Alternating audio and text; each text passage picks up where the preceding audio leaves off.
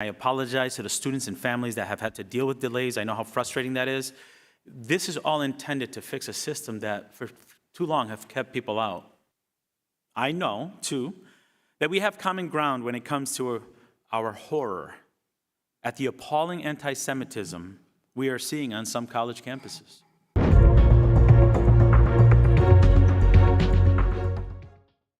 You must resign. If I were to grade your time as secretary based on the state of post-secondary education, I would also give you an F. My final report card grade is based on your tenure as an administrator. Again, I warned of the potential pitfalls of mismanaging programs such as the FAFSA rollout and the student loan return to repayment, but the department managed to bungle both. Complaining about a problem is not a solution. At the end of the day, if we want to reduce rising tensions on college campuses, we need to advance meaningful legislation to actually address the problem. Passing meaningless resolutions week after week and turning the committee room into a political spectacle only seems to have exacerbated the problems instead of diffusing them. Will you admit that you broke the FAFSA, which Congress intended to be implemented in a timely and error-free fashion?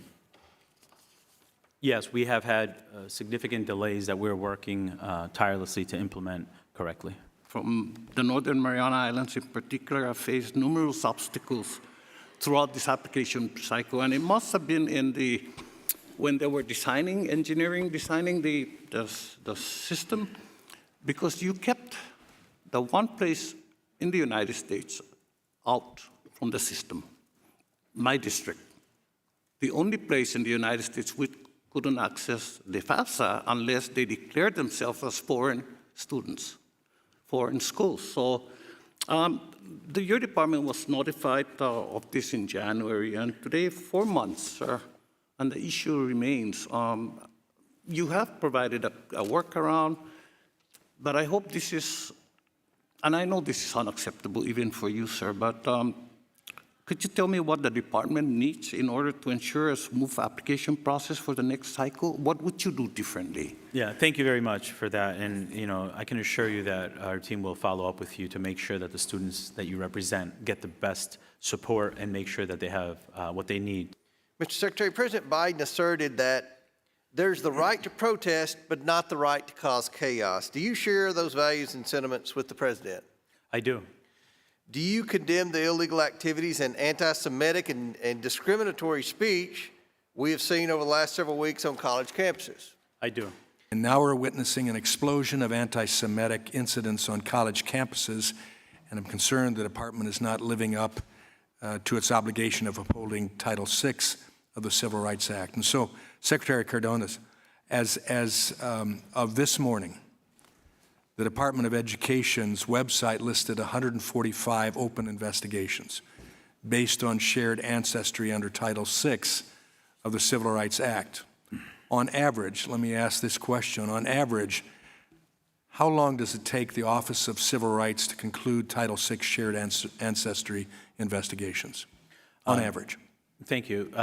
So the anti-Semitism and shared ancestry cases have increased. We've had over 100 since the attacks on October 7th. 145 as of this morning. Right, but just since October 7th. So we have 145 open cases. On average, it's hard to give an average because every case is different, but roughly 6 to 8 months.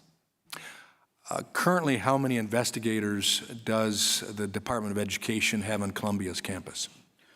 I cannot comment specifically on one case, but I can tell you that we have investigators looking into the cases that we have open, which is why, sir, we're asking for an increase. We have approximately 60 less investigators than we did in 2009 and triple the number of cases. Well, then it ought to be easy to tell me how many investigators you have on Columbia's campus, on UCLA's campus, on George Washington's campus.